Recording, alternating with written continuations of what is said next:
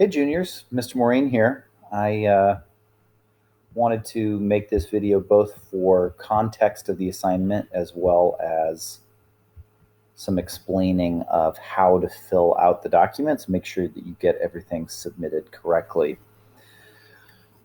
So here it is, our essential and guiding question. What does it mean to be an American, and who gets to decide? One of the common answers, I would imagine, if you just polled people in wherever USA, what does it mean to be an American?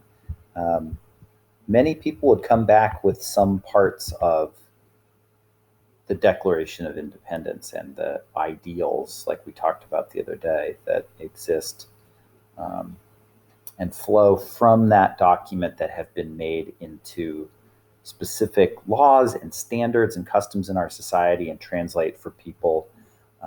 Many of you brought up the concept of the American dream and would say that some of the values like life, liberty, pursuit of happiness are sort of those big abstract pillars of the American dream. So we're going to take a look at this assignment today where you will look at this question of the Declaration of Independence. Who was it for? Who did it benefit? Why was it written? Our boy Tommy J here in Mind and Talons of an Eagle, that one. He wrote the Declaration of Independence, and the first signers signed it on July 4th, 1776, and that's why we celebrate that as Independence Day. It was not until 3 or 4 weeks later when representatives from all colonies got their butts to town and were able to sign it. And I think it's fitting that the 4th of July is the day that we celebrate as Independence Day. It's the day where we, it's kind of emblematic of Americans' stubbornness and says something about our values that's the holiday, that the day that we said, "Nuh-uh, we're not gonna take it anymore, man." Sort of when the collective attitude was, even if in formal writing, we're gonna stand up to the playground bully. It's fitting that I'm recording it today on September 17th. How many of you know the significant day that September 17th bears? I would guess not a lot of you, because we don't really acknowledge this day at all. If history nerds or people who, I think are pretty impressed with what the American democracy and the experiment has been, for those of us, we would say today should be celebrated as our national holiday. Today is Constitution Day, the day that 13 or 14 years after the fact, they came together, this scrappy young country that fought for its independence from a colonial superpower, the naval superpower of the world, and they sat down and designed a brand new approach to government in a democracy. And that's really been part of our legacy, just as much as our stubbornness of fighting up against the king. So I think it's interesting to consider the significance of the 17th of September next time it rolls around. So inside this assignment, this is a Stanford History Education Group, or SHEG. You'll hear us use that acronym a lot this year. Why did the founders write this Declaration of Independence? Some historians have argued that the colonial leaders were motivated by selfish reasons that would benefit them as these new emerging elite political class, kind of the new American gentry.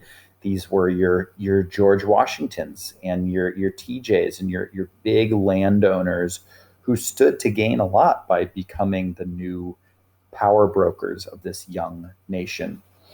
And there are plenty of other people, historians as well as many Americans, who say the ideals that this group of of leaders were fighting for stood to benefit all of the colonists and separating from England and the mother country. So we've talked already in days past about ideological reasons, some of those Eldor values, freedom, equality, liberty, and we have alluded to some other selfish reasons like the preserving of power or the privilege of the wealthy landowning elite who could become the decision makers. So it's a question that was relevant at the founding of the country, but is still hugely relevant today. As I saw Bernie Sanders tweet something yesterday about what is it saying about equal opportunity of this country where someone like Elon Musk can make $10 billion in one day and we have the mass unemployment like we have on the other hand? What kind of system is this really creating of opportunity? And so this tension that exists for the ideological freedoms and the values that we support for all Americans versus who's really benefiting from those is a constant tension that I think is worth examining wherever we are in history. So that's what this assignment is asking you to consider. You will get the link to this document, which I'd ask that you open in a Chrome browser. This will work the best in Chrome. You're going to take a look at two short excerpts from two different historians arguing different sides of this debate, and then you're going to analyze their answers and weigh in here, making the claim for your position on Bernard Bailyn and Howard Zinn. Zinn's a name you've probably heard before. You will hear it again. That's page one, sort of 2-3 parts to this activity. Then the second part is reading 2 paragraphs from the preamble, the very flowery philosophical language at the beginning of the Declaration of Independence, some of Tommy's finest writing there. It's where you get some of the phrases that you're going to be most familiar with that are in popular culture. And then you're going to challenge yourself to put it into your own words. How could you imagine, for those of you who have younger siblings, how would you translate this into current, present day speak that would be digestible for the average American? And there's a modified and a little bit more broken down version of this if this is more accessible for you. I would take a look at both of them, honestly. Thomas Jefferson was a very high-minded thinker and was writing this in an intentionally philosophical, chewy, opaque kind of language. So take a look at both of them. You only need to do one of them. And these are, of course, we can click right into them and type our answers here, please. And then the third part, you are going to actually take a look at some of the grievances or the complaints that were brought against the King of England. Most people only remember the preamble and it conveying the values that it did. And really the bulk of the Declaration of Independence are a list of complaints and specific problems against the king.